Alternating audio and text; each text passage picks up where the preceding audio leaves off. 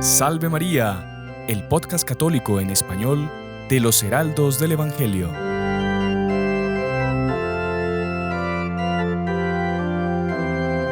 Muy estimados amigos que nos acompañan por Radio Luz, por nuestro canal de YouTube, por las otras plataformas por donde estamos saliendo, bienvenidos a un nuevo programa de esta serie que se llama Salve María con los Heraldos del Evangelio.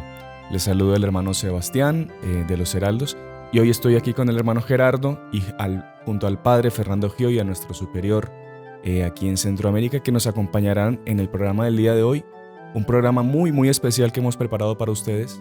Como ustedes saben, bueno, hoy es jueves y aquí en El Salvador se celebra la fiesta del Padre, el Día del Padre. Muchas familias están reunidas conmemorando ahí al patriarca de la casa, al rey de la familia, al jefe de la familia, y queríamos tocar un tema fundamental en los días de hoy, que es justamente la familia en peligro. ¿Cuántas veces no escuchamos de familias que se destruyen, familias que lastimosamente dejan de ser familia? ¿Cuántos hijos que sienten a veces la falta, la ausencia en sus casas de la figura paterna, la figura materna? Y el día de hoy pues estamos aquí con el padre Fernando, al que saludamos desde ya y le agradecemos por estar presente, en un programa en el que el padre nos explicará la importancia de la familia, por qué la familia está en peligro, los remedios para evitar que la familia pues se destruya. Y el padre Fernando nos va a dar también el ejemplo de lo que es una familia ejemplar.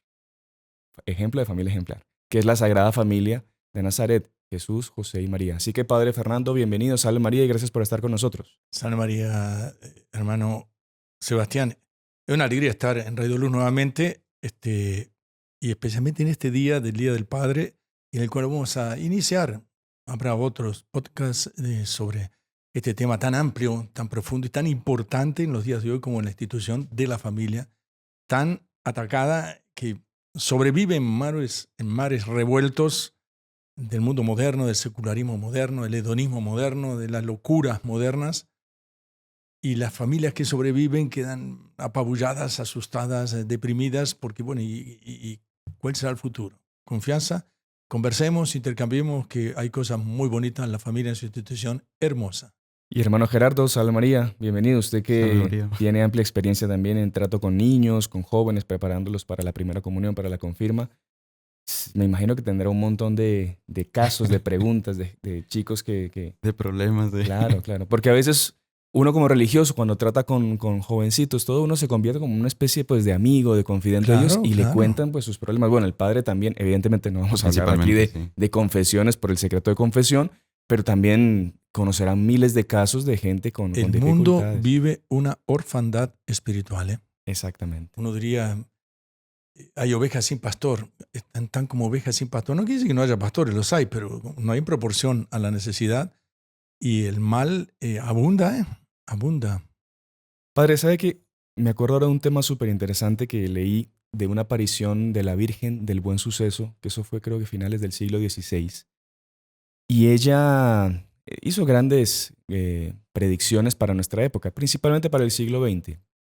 Y ella a las tantas advertía de que el demonio se alimentaría de los corazones inocentes de los niños. Y decía, decía la Virgen, explicaba la vidente, Sor Mariana Jesús Torres, que era un plan del demonio perfecto para acabar con las vocaciones religiosas. ¿Y qué era ese plan? Era simplemente acabar con las familias, porque acabando con las familias, acaba con las vocaciones, acabando con las vocaciones religiosas, acaba con los sacerdotes, por lo tanto acaba con los sacramentos, y no habiendo sacramentos, no hay cómo salvarse, no hay salvación. Imagínense, no hay dónde confesarse, no hay cómo recibir el cuerpo de nuestro Señor Jesucristo, no hay cómo recibir la unción de los enfermos. Y usted ve cómo es un plan que el demonio tiene planeadísimo de destruir esa institución sagrada de la familia. ¿Para qué? Para llevar a la humanidad entera a una especie de abismo, ¿no? A una especie de mundo donde reine el ateísmo, donde no haya una comunicación del cielo con la tierra a través de los sacramentos. No sé, padre, ¿qué opina de eso? Cuando uno ve eso, cómo la familia es un núcleo básico, como bien dicho usted, desde la aparición de nuestro buen suceso, para el surgimiento de vocaciones religiosas, pero también el surgimiento de vocaciones matrimoniales. Pues una vocación al matrimonio, las dos que juegan, porque la vocación matrimonial al mismo tiempo da vocaciones religiosas, pero el punto a que pareciera raro lo que digo, tal vez que pareciera contradiciéndolo, como golpeando el matrimonio se golpea todo, absolutamente todo, y se golpea la sociedad. Cuando uno va al Génesis y el inicio del Génesis dice, no es bueno que el hombre esté solo. Ujú. Y nace la mujer, digamos, por la acción de Dios, para ser una sola carne, unirse y conformar un matrimonio. Uno ve, ahí está la célula principal que da lugar después a la sociedad. El conjunto de familias dan lugar a la sociedad. O sea, la familia es anterior a la sociedad. Por eso una familia tiene derechos en los países que quieren violar los derechos de la familia, los derechos de los padres de educar a sus hijos como ellos consideren en materia religiosa, en materia moral, Claro, ¿no? claro. Es ese derecho, porque la familia es anterior al Estado. El Estado nace de la familia. Y uno se va acercando a ese lado religioso que penetra en la familia y que la va transformando, como decía Juan Pablo II, en como un templo, como Una iglesia doméstica. Como una iglesia doméstica, Una iglesia. exactamente, que es la Y palabra. muchas veces es muy poco conocido o sea, el término se conoce, pero el por qué se le llama realmente una iglesia doméstica, cómo constituye la familia. Realmente el primer núcleo es la primera fuente de donde los niños van a beber la fe. Claro que Es sí. ahí donde tienen que aprender, de donde tienen que robustecerse ya desde pequeños. Y si en ambos padres esa fe está tan valiente, cosa semejante, evidentemente que de ahí unos pocos años la sociedad está en una crisis de fe tremenda, que es lo que vivimos actualmente.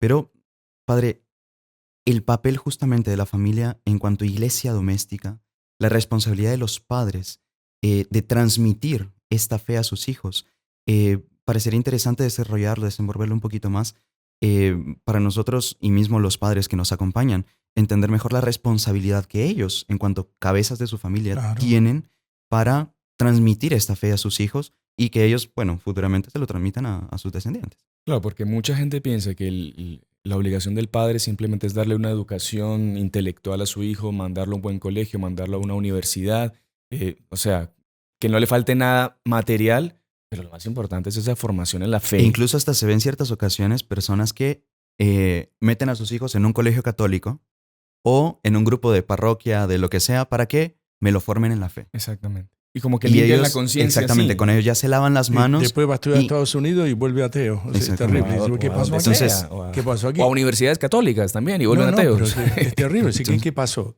Y en realidad, ¿cuál debe ser el orden entonces? No, en el esto? orden es muy bonito.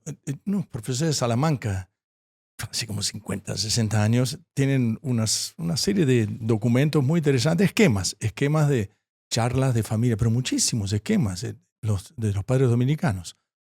Y uno de ellos decía, muy interesante, daba la característica de una, yo creo que, no sé si el término iglesia doméstica, yo creo que no existía todavía, o existía muy inicialmente, no tan conocido.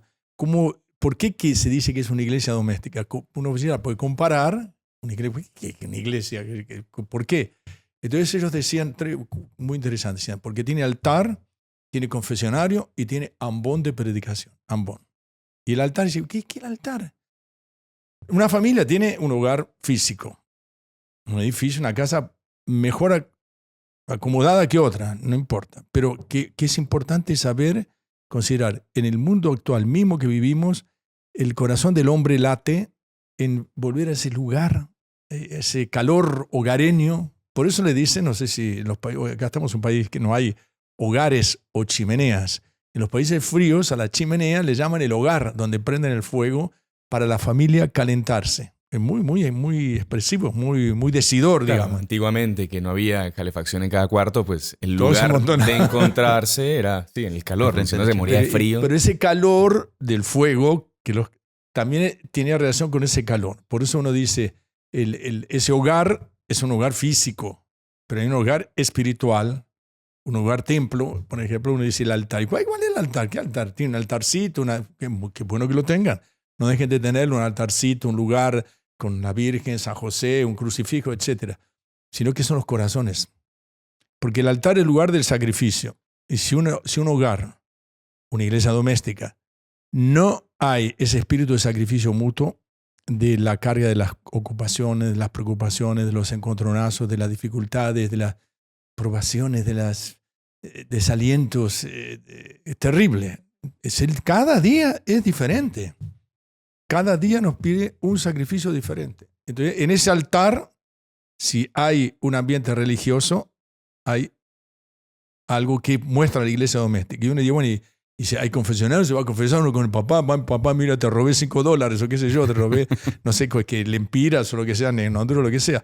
No, el confesionario es que cuando hay un encontronazo, cuando hay una dificultad, cuando hay un egoísmo, una soberbia, etcétera, etcétera, o una sobrepasada de insultos que terriblemente ya existen hoy, el volverse, pedir perdón y ser perdonado. Saber perdonar. Saber perdonar es el lado confesionario.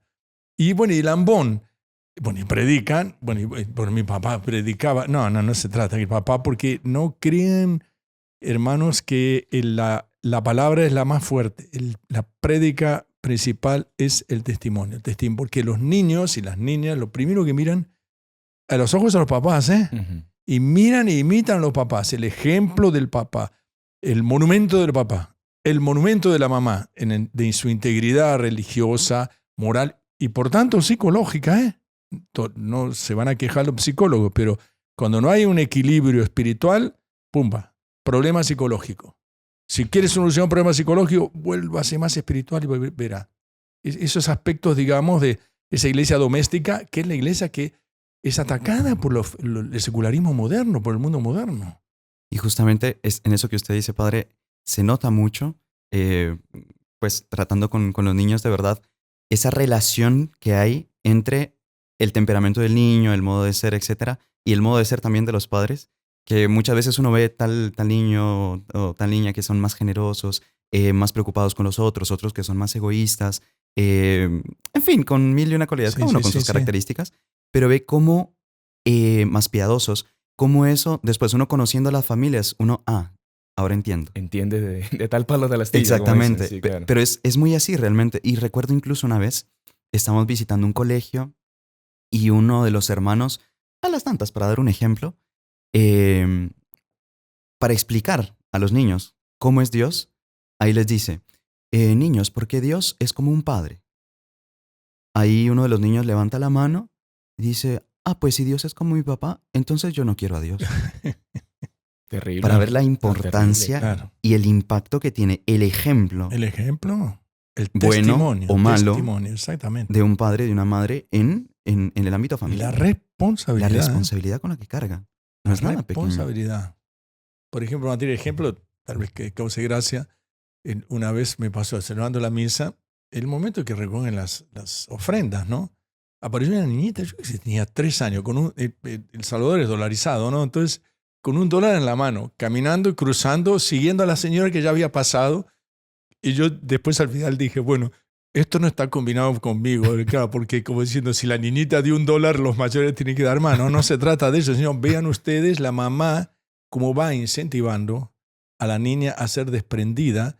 Oye, tenés $1, ponelo para las cosas de Dios, o ponerlo para un pobre, no precisa ser en la iglesia, pero para un pobre, uno necesita o como la generosidad. Como ese caso de esta familia aquí en El Salvador también, que el señor quiso hacer una donación para la iglesia de cemento y compró, no sé, una rastra de cemento entera. Exactamente. Y él quiso ir con su esposa y con sus hijos a hacer la donación a la iglesia. ¿Para qué? Para que sus hijos viesen y aprendiesen que hay que hacer caridad, que cuando uno tiene forma de colaborar, de ayudar, tiene que compartir con los otros. Y eso es una formación que a esos chicos les va a quedar el resto con el de su ejemplo. vida. Con el ejemplo. Los va formando, no va forzando, no va exigiendo, se le va dando, mire, es bueno hacer esto. El compartir, por ejemplo, si tiene hermanos, te dan un chocolate, aprender a compartir. Es una educación que es con el ejemplo y no es con la doctrina. Por ejemplo, la familia, la enseñanza de la familia es una enseñanza toda basada en el ejemplo. La mamá puede decir, no hagas esto, pero le da un principio, no pongo con los dedos en el enchufe de luz al niñito, que tiene que estar vigilando con el chiquito, cuando ya el otro ni se le ocurre. Y cosas, no es como una piedra, no lo va forzando, pero cuando es muy niñito, pero cuando es más grande ya es otro desarrollo intelectual, ¿no? Claro que esto ya entraríamos en otro tema que es la formación de los hijos, que podemos hacer Sí, otra serie con el padre de exactamente. programas. Pero, por ejemplo, un papá que le quiere exigir a sus hijos o les quiere educar a sus hijos en que no digan malas palabras. Y el papá cuando le pasa alguna cosa, lo primero que hace es soltar un palabrón de esos irrepetibles. ¿Cómo pretende él después exigirle a su hijo que no diga malas palabras? O peor aún, una madre. Porque hoy en día, hasta en mi época, que una mujer, en mi época, yo estoy ya, digamos, en una edad. Ni que fuera la mía. Exactamente. Pero digo, que una mujer dijese una mala palabra era de las cosas peor vistas. Porque no va con la naturaleza, bueno, con la naturaleza de nadie, pero es principalmente con una mujer decir una mala palabra. Entonces, Después de una hija que escuche a su madre diciendo una mala palabra. y después el mandar con malas palabras desprestigia la autoridad. Exactamente. El mandar es un don de Dios que tienen los papás, que Dios se los concede.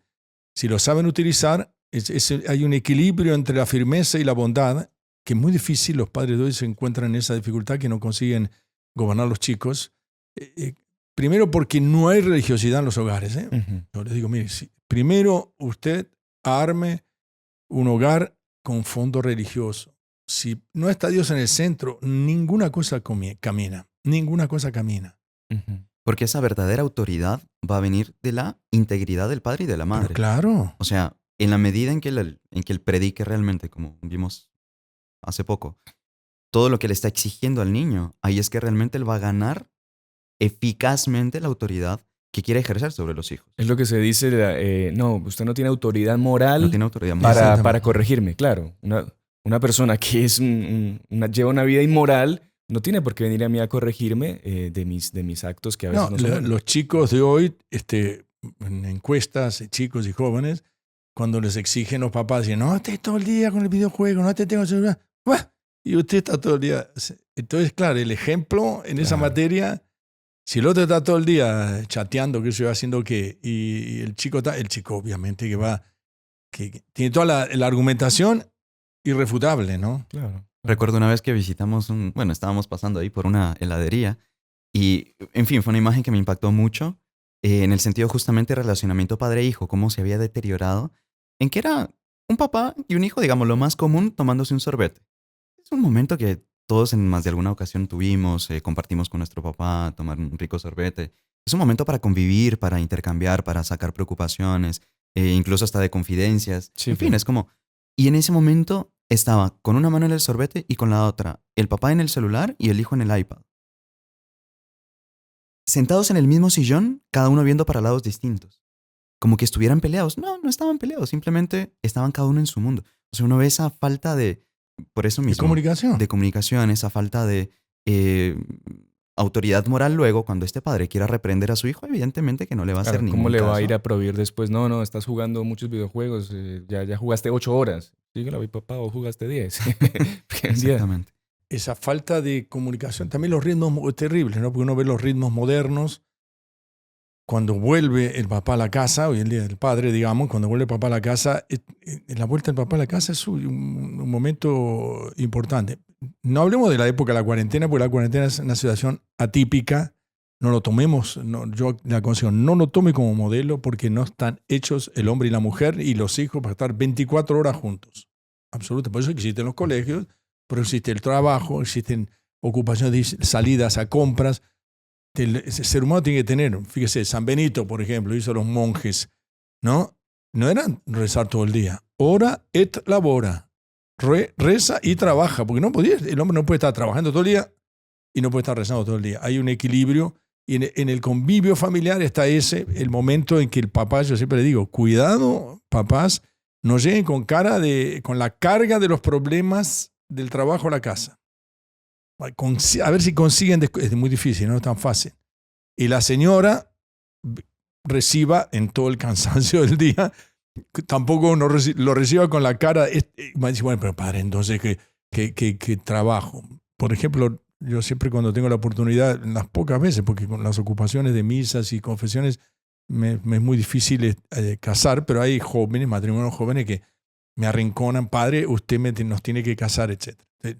El último que casé en matrimonio, están por tener un niño, y pintoresco porque les conté la historia de un sacerdote en Herzegovina, Bosnia-Herzegovina, que nunca había habido ningún divorcio, ninguna separación en ese pueblo. Tenía 14.000 habitantes.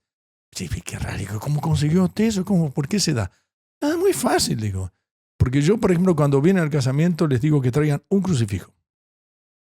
En el momento del consentimiento, el crucifijo, la novia pone la mano derecha encima del crucifijo, el novio pone encima de la novia la mano, y yo pongo la estola blanca encima de las manos de ella.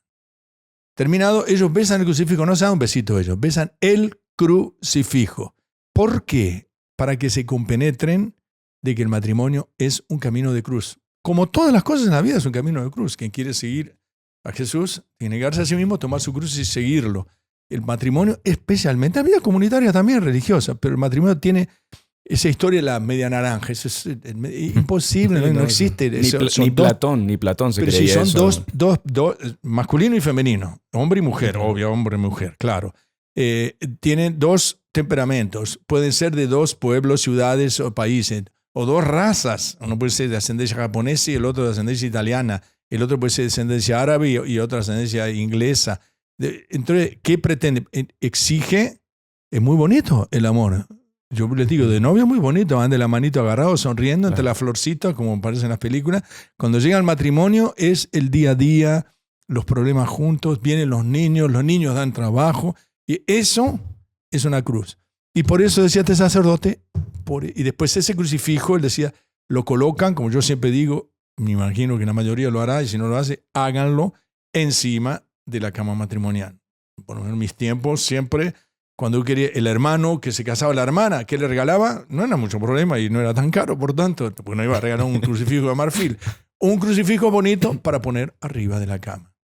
Un comentario lindo que justo al respecto de lo que usted decía, Padre Fernando, que hacía nuestro fundador, Monseñor Juan, que él daba esa analogía también entre la familia y una orden religiosa, en el sentido de que, digamos, en escala menor, los padres vienen a ser los superiores de la orden y que todo ese relacionamiento, y ahí viene, digamos, el corazón del ejemplo, tiene que estar basado en Dios.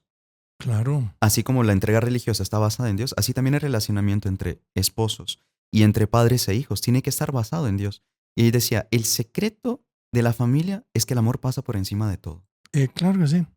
El amor a Dios encima del amor propio. Por eso, si no está Dios Claro. en el centro, en la familia. Claro. Dios, Jesús nuestro Señor, el crucifijo, la Santísima Virgen, San José, importantísimo, especialmente para los papás, nada más todos, pero para los papás, San José, esposo y padre, es clave, porque el matrimonio es una obra divina, o sea... Pero padre, qué pena que lo interrumpa, se nos acabó la primera parte de nuestro programa y ya al regreso vamos a tocar justamente... Y no podemos decir unas palabras cortas no, tiene dos, qué importante, la Familiaris Consortio es un documento importantísimo de Juan Pablo II, para ver los peligros. Sí, mire cómo comienza. La familia en los tiempos modernos ha sufrido quizás como ninguna otra institución la acometida de las transformaciones amplias, profundas y rápidas de la sociedad y de la cultura. Padre, qué peligro, qué terrible. Usted es el superior acá, yo tengo que obedecer. con el ejemplo. Tengo que dar ejemplo yo de obediencia, así que pero vamos a una, pero interesante a una en el pausa. Siguiente segmento, una pausa, cómo blindar a la familia de este tipo de ataques. Cómo blindar a la familia de los ataques que caen sobre ella. Así que no se muevan, ya regresamos aquí por Radio Luz. Muchísimas gracias por estarnos acompañando.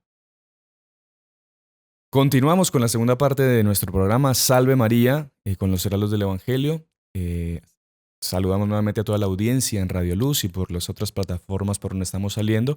Y hoy estamos tocando, en El Salvador, bueno, es el Día del Padre, estamos tocando el tema de la familia. Ya en la primera parte, el Padre Fernando nos ilustró muchísimo sobre los peligros que está corriendo la familia, cómo debe ser el convivio familiar. Hemos hablado de muchísimos temas, de cómo no perder la autoridad delante de los hijos. Y en esa segunda parte vamos a hablar, a profundizar un poco más sobre los ataques que la familia está recibiendo en los días de hoy, cómo blindarse como familia delante de estos ataques, ¿no? Algunos tips que nos va a dar el Padre Fernando de cómo en familia combatir todo eso que nos ataca del exterior y cómo mantener nuestra familia unida. Y al final el Padre creo que nos va a hacer una linda oración pidiendo para mantener esa unidad familiar. Así que continuamos con esta sección del programa, hermano Gerardo. Hablábamos de los ataques que sufre la familia hoy en día. ¿Qué puede hacer una familia, digamos, delante de tanta cosa, tanto ataque, tanto peligro que corre esa unidad familiar? Y si queremos ponerla más seria todavía, como más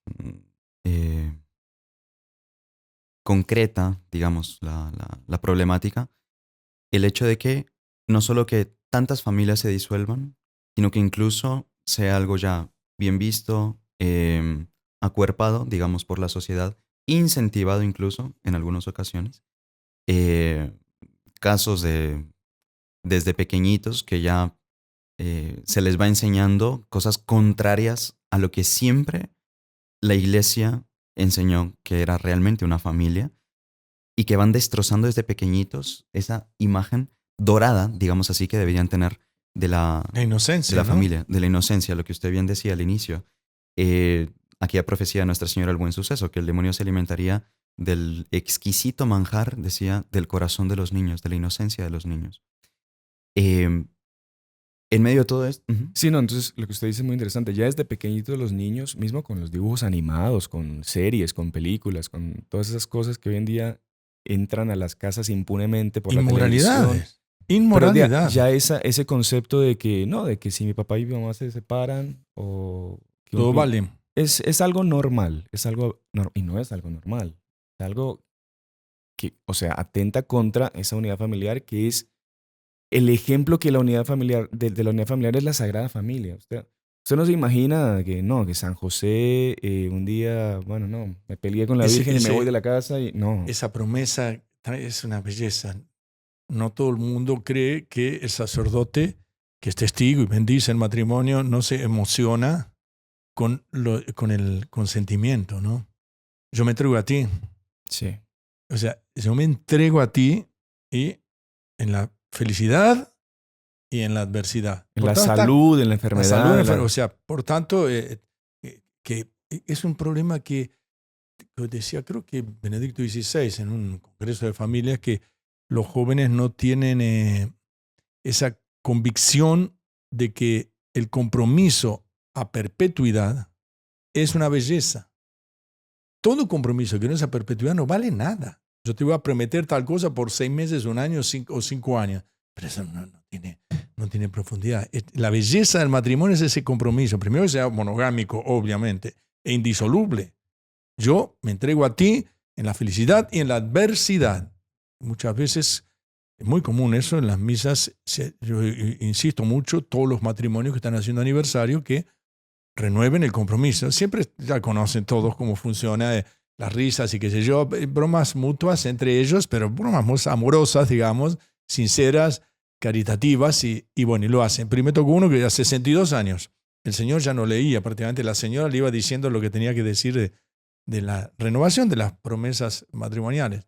Cuando terminó, toda la iglesia lo aplaudió.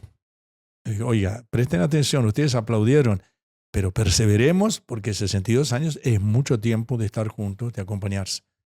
Es bonito, pero si no hay ese compromiso, de la comprensión de los novios, de que van a entrar en un camino de belleza que tiene cruz. Toda la belleza tiene cruces. Claro. Entonces, ese principal peligro, como decíamos, es como ya presentar una disolución familiar como algo normal, ¿no? Es que es algo que nuestra generación, ya una generación muy inestable, que no consigue estar más de tanto tiempo en un trabajo, no consigue estar más de tanto tiempo en una situación estable, y eso se puede traducir, se puede transmitir también en el matrimonio. Y mismo la idea, que también va muy relacionado con esto que decía el padre, el famoso happy end, que todo el mundo va al altar para casarse con la idea de que va a ser eternamente feliz, que no va a tener ninguna dificultad, lleva la cruz, que va a ser como decían antes, la media naranja, que no tiene ningún defecto. Y claro, terminó el noviazgo, comenzó el matrimonio y como que ya se comienzan a conocer realmente, comienza ese convivio, digamos, ya cada uno comienza a sacar más concretamente los defectos, esto y lo otro, y si no hay un verdadero deseo de someterse mutuamente, de cargarse mutuamente, esto evidentemente que se va a acabar disolviendo tarde o temprano. De ceder, ¿no? ceder a la voluntad del otro también, ¿no? El matrimonio es un camino a la santidad, ¿no? Uno trabaja por la santidad del otro, y viceversa, y después la santidad de los niños, y después repercute eso en la santificación, digamos, o sacralización de la sociedad. Pero fundamental, eso, un matrimonio para funcionar, no tiene que haber amor propio. Por eso yo me entrego a ti. Pues yo no soy yo soy tuyo y tú eres mío. Entonces, yo soy tuyo y tú eres mío. O sea que no, es un cambio de situación. Si no quieren hacer eso, no se casen. Es muy Y eso es un simple. punto que yo le iba a preguntar, padre. Mucha gente llega al altar, como decía el hermano Gerardo, con esa idea así dorada, Hollywood, happy end, de que vamos a ser felices, pero falta mucha formación previa Oh, al matrimonio. los No hay, cursos, no hay buenos cursos prematrimoniales. Hay mucha gente que dice, no, voy al curso prematrimonial, son 2 charlas y que les enseñan unas bobadas que de verdad que no es lo que en realidad ellos van a tener Por que eso los enfrentar en el testimonios, matrimonio. hay muchos movimientos de reencuentros matrimoniales, etcétera, de todo tipo de movimientos que trabajan con matrimonios. No todos están en crisis, ¿no? Porque No, no, el no. Señor decía, no por Muy estar bien. yo en este movimiento que nos tirábamos los platos en la cabeza con mi señora. No, sino que están porque es bueno y para ayudar a Ujú, otros. claro. Lo que es importante es el testimonio de los matrimonios que tienen años, que ya tuvieron encontronazos, dificultades, crisis, y salieron de la crisis con más fortaleza y más unión. Yo siempre les digo, mire, si usted tuvo un encontronazo con su señora, con su esposo, lo que sea, se pidieron perdón. "Ay, todavía no, padre". Bueno, hombre, si no se piden perdón no va a solucionar la cuestión. No me habla, qué sé yo, perdón. La palabra perdón en el matrimonio es fundamental. Y la palabra perdonar también es fundamental. Después que se perdonaron, la unión matrimonial como que se agarra más. Es muy bonito, es muy bonito. Es pasar las cruces, las No, y dificultades. después en un matrimonio, para pelear se necesitan 2. Si uno de Exacto. los dos no Si quiere pelear, no hay ¿sabe? pelea. Me viene a la cabeza la historia esta de San Felipe Neri, que es muy interesante, él era ya, tenía fama de santo y era un gran confesor y aconsejaba muy bien. Y llegó una señora diciéndole que mire, que ya no aguantaba más a su esposo porque tenían unas discusiones terribles, incluso el esposo a veces le decía unas barbaridades y que ella ya no aguantaba más, que se iba a separar y que ella necesitaba algo y que se iba a ir de la casa. Y San Felipe Neri la miró así y le dijo, mire, yo le tengo la solución a ese problema. Yo le voy a dar un agua que es especial, un agua milagrosa para que usted pare de discutir con su marido. Ah, ¿en serio, padre? ¿Cómo es? Démela, por favor. Quiero esa agua, claro. Quiero solucionar mi problema matrimonial. Mire, ya vengo. Entonces fue, le dio una botellita de agua de la llave directamente. Le dio una bendición y le dijo, mire, cuando empiece a discutir con su marido, usted anote la fórmula. Usted tiene que meterse un sorbo en la boca, pero no se la trague el agua. Tiene que mantenerla. Y ahí entonces usted va a ver cómo esta agua milagrosa va a hacer que esa discusión pare. Y la señora, pues así, muy pues, campechana, etcétera, fue con su botellita de agua, contenta para su casa. Estaba un día haciendo sus labores, llega el marido también a querer pelear, a discutir. Ahí la señora se acordó, se metió se metió un sorbo de agua a la boca, lo mantuvo y el marido empezó, y claro, ella queriendo, y no podía responderle. Y ahí el marido se cansó y se fue. Y ahí ella volvió donde el santo y le dijo, oiga, padre, por favor, deme un poco más de esa agua porque esa agua es milagrosísima. Desde que estoy haciendo, desde que la estoy tomando, nunca más he peleado con mi marido. Y ahí San Felipe le explicó, claro, o sea, no es agua milagrosa, es agua normal, simplemente que para pelear necesitan 2. Si uno de los 2 cede en la discusión, se acabó la No hay pelea. discusión. Se acabó la pelea. Cuando uno no quiere, 2 no pelean. Así que ya saben el remedio, agua de la llave. Sí. Te la saben y prefieren comprarla. ¿Va? Exactamente. Incluso a veces, claro, discusiones digamos, de temas complejos, de situaciones complicadas, pero a veces son cosas minúsculas, ínfimas, que por puro amor propio no se quiere ceder. Generalmente, la mayoría son de cosas tontas y minúsculas. Recuerdo un Que caso entra ahí amor propio, ¿eh? que Por sobre todo supuesto. es por amor propio. Por supuesto. Entra amor propio. Que, No. como contaba nuestro fundador, Monseñor Juan, recordaba de un caso en que al esposo le gustaba utilizar la pasta dental sacando la pasta desde abajo. Y a la mujer le gustaba enrollar el tubito para ir sacando la pasta, ¿no? Entonces, como al esposo no le gustaba la manera de la esposa, se acabaron peleando y se separaron a raíz de ese problema. Ujú. Uno dice, Dios mío, pero ¿y dónde quedó ese amor que se prometieron? ¿Dónde quedó? ¿Dónde queda esa abnegación y ese querer cargarse mutuamente para que a raíz de una cosa tan pequeñita, o sea, ya... Que es el amor propio llevado al extremo, digamos. Usted acabar con su matrimonio por no querer ceder en cómo sacar la pasta de diente. La motivación, porque uno dice, bueno, pero ¿cómo hago para combatir el amor propio? La motivación, que marca mucho, uno ve el ejemplo de la Sagrada Familia, ¿no? La Sagrada Familia es modelo Sí. de familia y además la Sagrada Familia es protectora de la institución de la familia. Jesús, María y José protegen a la Sagrada Familia.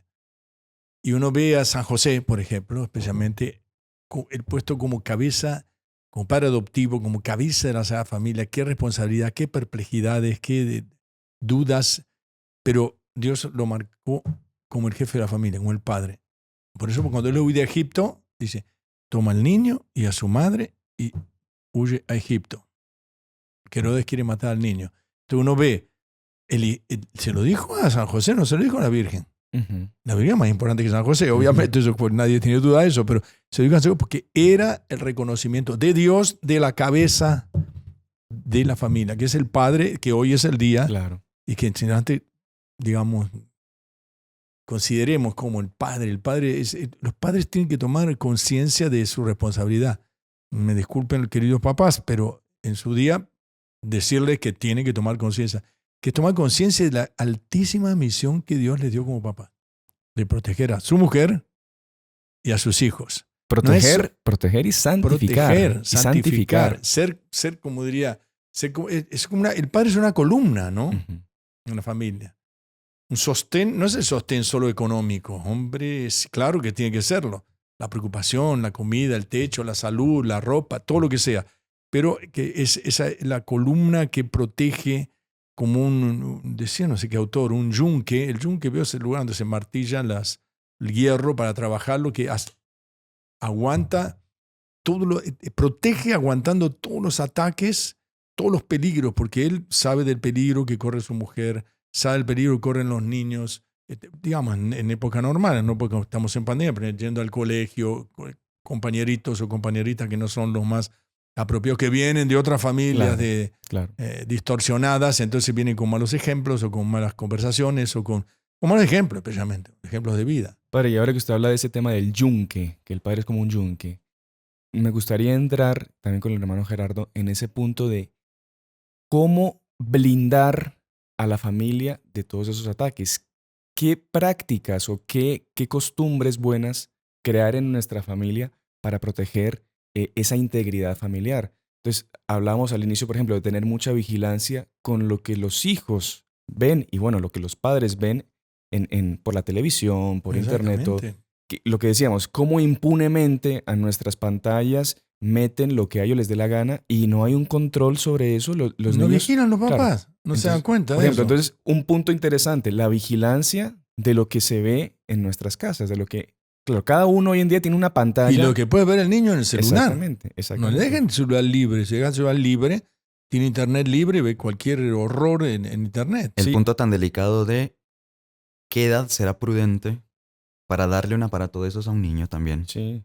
Porque es una tal puerta para cualquier cantidad de cosas, sean Para todo. jueguitos de los más inocentes hasta las cosas más inmorales, los tiene Exactamente. ahí en el bolsillo. ¿Hasta qué punto conviene que un padre también No, ¿pero se qué? arriesgue a dar? Eso no puede. Si se lo dan a niños de 2 años, que los van robotizando. Todos los pediatras, la Asociación de Pediatría de Estados Unidos y de Canadá, que son las más importantes del mundo, que nadie va a negar eso, ellos dicen claramente no darle eso a niños de 2 años, porque si usted le da a un niño de 2 años, el niño pierde la comunicación con nosotros. Él se sabe solo comunicar con una pantalla, no sabe comunicar con la mamá, con el papá, con los hermanos, con los compañeritos. No, y no me acuerdo, también leí un artículo de muchos de los hijos de estos programadores famosos que tienen. Sí, es verdad. Los mandan a colegios Sí, claro, donde es que no. prohibido usar celular, Exactamente. donde tienen que escribir a mano, No donde saben tienen que memorizar cosas, porque ellos saben del peligro y del mal que existen en estos aparatos y cómo envician a la gente con esos aparatos y cómo evitan que los niños desarrollen su inteligencia, su pensamiento. Después el niño se le pierde el celular y es enteramente Desconecta, vulnerable, desconecta, no inútil, existe. no se acuerda ni dónde vive, ni cómo No. se llama su papá, ni el teléfono de su casa, no sabe nada.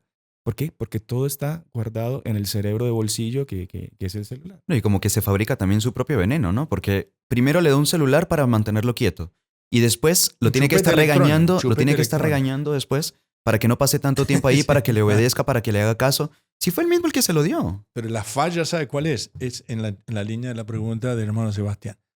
Es el corazón del padre tiene que preocuparse por el relacionamiento con los hijos. El relacionamiento no es tecnológico, es humano con los hijos. Y ese relacionamiento es un relacionamiento lleno de bondad, de ayuda, de acompañamiento, pero tiene que, de preocupación por la formación moral y psicológica. Dentro de la moral está la religiosa. Si el papá no es un hombre religioso, no se preocupa por lo religioso, por la religiosidad de su familia, por ejemplo, ir a misa juntos. Qué bonito cuando uno está celebrando misa y está empezando y siempre la gente llega un poco tarde, está estacionando. Se comprende, muchas veces se comprende que llegan un poquito, 2, 3 minutos atrasados, está estacionando, hay mucha gente, lo que sea, pero que entra el papá y la filita de chicos, 2, 3, 4, 5. Qué bonito, todos en conjunto. Después es más difícil cuando son más grandes. Será otro tema, la educación de los hijos, pero que como el papá, un papá religioso, y después lo que decía Juan Pablo II, la importancia del rezo del rosario en familia. Padre, que ese es el segundo punto, el segundo consejo para combatir esos ataques. Entonces está la vigilancia Vigilancia. y, segundo, la oración en familia. La formación religiosa, Formación religiosa. y que incluye, marcada principalmente la oración en familia. Una cosa, padre, que hay muchas familias que dicen, no, es que mi hijo de 14, 15 años no quiere ir a misa el domingo, entonces yo le doy libertad. No, está mal. Aprovechen hasta la mayoría de edad, Claro. no tengan pena. Si les gusta bien, si no también. Buenísimo, pero va a ser peor. No, porque lo que pasa es que hay que, no, al chico, por ejemplo, decir, no, vos tenés que venir como la obligación de confesarte. No, podés venir si no querés confesarte y no querés comulgar, asistir. La obligación es asistir a misa, Exacto. no es confesarme. La obligación de confesión y comulgar es una vez al año, o sea, no es así todos los domingos. Es bueno que se haga, y Claro. si fuera todos los días mejor, pero me refiero, vamos despacito. Consideremos que los chicos, eso será tema de otra vez, de la educación, los chicos y las chicas de hoy, ellos están pero atropellados por un mundo completamente paganizado. Un mundo que está alejado de Dios y todo es nada, todo es oculto. Sí. No está mostrado, vos tenés que hacerte ateo, como le ocurrió a una joven que fue a estudiar a Canadá, me contaba, y el profesor de estadística en la universidad, empezó la clase, yo les voy a demostrar a ustedes que Dios no existe en este año. Un alumno católico, por lo menos con valentía, digo, pero escúcheme una cosa, profesor, usted profesor de estadística, no de religión. Además, eso sí que lo discutimos fuera de la clase. No, además que es imposible demostrar que Dios pero no existe. Pero vean usted, es ridículo. pero la persecución que hay a la fe, a la familia, a la integridad claro. moral, a la pureza, etcétera, ¿no? Ahora Pero- también, perdón, para que un adolescente llegue con el corazón abierto a la piedad, ya tuvo que haber tenido un trabajo previo de los papás de apenas tiene uso de razón, apenas tiene, digamos, capacidad de llevarlo también a misa, porque a veces algunos papás dicen, no, todavía estaba muy chiquito, ya tiene 8 años, 9 años, 10 años, no lo llevo todavía, mejor cuando sea un poquitito más grande para que comprenda mejor. Y en realidad, esa obligación comienza desde más temprano, cuanto el antes mal comienza. trabaja desde el uso de razón del niño. O peor aún, no, yo no lo quiero bautizar porque cuando sea Pero grande, claro. cuando sea grande que él todavía. O decida. la primera comunión. La comunión a los 10, 12 años. Y el celular a los 5. No me parece broma. Broma. Y como muestra también de que los niños ya pueden ir recibiendo eso y cómo les marca, cuanto más temprano lo reciban. Tenemos casos de personas que celebramos, cuando se celebra la misa, cantamos al final la Salve Regina en latín. Y hay casos de niños de 3 o 4 años que se saben el canto completo en latín, lo cantan a todo pulmón, incluso todas las familias vuelven a ver. Bien entonado. Y bien entonado, bien afinadito. Pero uno ve, y es bonito, cómo los papás se preocuparon en transmitir eso a los niños desde la más tierna infancia. Claro que sí. De eso se trata. Y uno ve que la ya esos formación frutos... familiar es desde la más tierna infancia. Una caricia de la madre a un niño transmite una energía, a un niño chico, estoy hablando de un niño de 1 o 2 años, transmite un amor, un afecto que si no lo tiene, el chico va a tener crisis de afectividad después cuando sea grande. A veces como que llega un joven a ser delincuente, ladrón, asesino. Hubo problemas de afectividad en la familia. ¿Verdad? Como tiene todo un plano. No, y eso desde esa primera infancia, que el niño, bueno, ya vea que lo llevan a misa, que es una obligación, que él sabe que el domingo tiene que vestirse bien, peinarse bien, porque tiene que ir a la misa, que ese es el encuentro más importante de la semana, que es el encuentro con Dios. Y qué poquito, ¿no? Claro. 1 hora por día, Bueno, de semana. Depende, hay unos padres que se demoran. No, mentira, padres. No, pero No. pero digamos 1 hora y media, digamos, el cura semana. No, pero digo, bueno, entonces la misa. Después, el hijo ve que está pasando por una dificultad su papá o su mamá. ¿Qué hace? En vez de ponerse a pelear, se ponen a rezar el rosario. Rezar. Que antes de las comidas, el papá bendice y agradece a Dios por el alimento que van a comer. Todo eso a los niños les queda. Rezar, les queda para la vida. Rezar, aparte de agradecer. rezar rosario. Juan Pablo II tiene una muy interesante, dice que la devoción del rosario, él dice en Rosarium Virginum Maria, el rosario de la Virgen de María, un documento de la Carta Apostólica, él dice, siempre me acompañó en los momentos de alegría, en los momentos de tribulación. San Juan Pablo II decía. Dice, importantísimo porque ante las fuerzas disgregadoras, contra esta irrenunciable institución que es ella el destino de toda la sociedad. ¿Ves cómo la importancia de rezar el rosario? Para si quieren conseguir la paz en la familia, rosario.